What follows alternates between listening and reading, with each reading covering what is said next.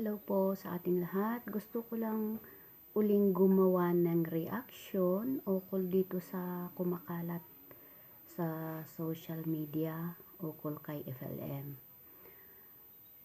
Hindi ko siya kilala, hindi hindi kasama ang pamilya ko sa mga nakatanggap ng tulong galing sa kanya. Pero sa mga nakikita natin sa social media na obvious naman yung mga live niya, yung sinasabi ng iba na hanggang live lang. Pero marami namang nagpatotoo na sadyang totoong nakakuha sila ng tulong galing sa kanya. Ukol naman sa pangalan niya, either Francis Leo Marcos or ano ba yung isa, Mangusin ba iyon? Wala na tayong pakialam doon, di ba? Kasi sa kanya na yun. If ever siya ay makasuhan, walang ibang magsasuffer noon kundi siya. Ang punto ngayon is yung pagtulong na ginawa niya na sana ay patuloy pa niyang ginagawa kung sana ay hindi siya hinuli ng NBI. Ang nakakasama kasi ngayon is yung mga kaso na ibinigay sa kanya is that was a long time ago, di ba? Na lalong-lalo na yung sa optical mansion niya. Parang ewan, pero tumulong ka na nga sa mga kababayan mo. Yun naman pala din ang magiging dahilan ng pagkakakulong or pagkakaroon mo ng kaso, diba? Tapos ano pa ba yung mga binabato sa kanya na siya daw ay scammer? Bakit naglabasan ang mga gayan kung totoong siya ay scammer o yung iba pang mga iba-ibang kaso na binato sa kanya? Bakit ngayon lumalabas? Diba? Kung kailan meron siyang kabutihang ginagawa, na yan nga yung pagtulong. Dahil aminin man natin at sa hindi, siya ang naglakas loob na tumulong, na ipakita sa mga tao yung pagtulong niya, which is yung sinasabi nilang nagmamayabang. Di bali ng mayabang, basta't napapanindigan mo yung kayabangan mo. At saka yung kayabangan niya, yung paghamon niya sa mga mayayaman. Maraming na challenge, di ba? Which is in the good of the Filipino people, especially ngayong panahon ng pandemic. So, ewan, hindi maintindihan ang mentalidad ng ibang mga Pilipino. Nakakalungkot lang dahil kagaya nung dalawang tao, kung halongkatin nyo, meron siyang video doon sa humanitarian mission niya dito sa Karingal, kung saan nagbigay siya ng mga libreng salamin, which is about 116,000 glasses para sa mga ating kapulisan, kasama na ang mga kapamilya nila.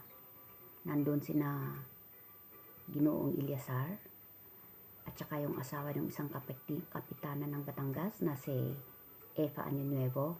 Nandun din si Yulin Marcos. Nung time na yun, that was 2017, tinatawag pa nitong si FLM itong si Yulin na pinsan. Ngayon, itong dalawa, si Eva at si Yulin, nilapitan si FLM at sinabihan na kung pwede na isama ang pangalan nila bilang mga donor para daw sila ay sumikat. Sabi ni FLM, walang problema. So, isinama sila, diba? Doon sa kanyang speech na bilang mga donors. Well, in fact, na ni Kusing wala silang naibigay. Yung asawa ni Eva, oo, siya ang sumagot doon sa doctor's fee yata. Pero yan ang naging kondisyon naman ni FLM na dadalhin ngayong optical mission niya sa Karingal kung sasagutin ni anong pangalan nito? General Mendoza ba? Ang asawa ni Eva. Dahil hindi yun nakalinya doon sa optical mission niya. So sinagot nga nung general na yan. And then suddenly ngayong pandemic, sa aking, ano sa palagay niyo mga ka-FLM? Bakit kaya nagsabwatan itong si Yulin at saka si Eva na palabasin ang nakaraang kaso ni FLM at siya ay mahuli ng NBI? Di kaya, palagay ko lang to ha, di kaya o hiniling nila kay FLM na yung ginagawang pagtulong ni FLM ngayong pandemic ay isama o sabihin sa mga tinutulungan na kasama silang dalawa financially sa pagsuporta dito sa pagtulong na ginagawa ni FLM. Pero dahil sinasabi ni FLM na hindi siya tumatanggap ng donations, na ibig sabihin ay hindi niya pwedeng sabihin sa mga tao na kasama itong si Eva at saka si Yulin, yan ang naging dahilan para silang dalawa ay bumaliktad. Palagay ko lang ha, pero ano sa palagay nyo mga ka-FLM? Dahil nakakalungkot na at saka itong si isa pa pala, itong si Yulin, nung ikinaso niya kay FLM na name grabbing, bakit hindi niya yung ginawa noong 2017? Diba? Bagkus ay hiniling pa niya na isama niya ang kanyang pangalan bilang donors, na i-announce ni FLM doon mismo sa lugar na iyon kung saan ginanap ang humanitarian mission niya, ang optical mission, na isama ang kanyang pangalan bilang isa sa mga donors. Bakit hindi nung time na yun? Right at that moment, sinabihan ni mga general doon o kung ano, dumiretso siya sa NBI, sinabihan, yang si FLM ay hindi tunay na Marcos. Ginagamit lang niya ang Marcos, ang aking pangalang Marcos. Bakit ngayon siya magsasampa? Bakit? Yan ay isang napakalaking kalokohan or katanungan bilang isang supporter ni FLM. Dahil kahit anong gawin natin, aminin man natin at sa hindi matatawaran ang ginawang pagtulong ni FLM ngayong panahon ng pandemic. Kaya hindi natin masisisi ang ating mga kababayan na magsasabi na kaya kinulong si FLM ay para matigil itong ginagawa niya at para hindi lalong bumango ang pangalan niya. Pero itong ginawa sa kanya, hindi kaya lalong babango ang pangalan niya. Diba? Yung pagbabash sa kanya, yung pagsasabing isang scammer siya, isang manluloko, lalong bumabango ang pangalan niya.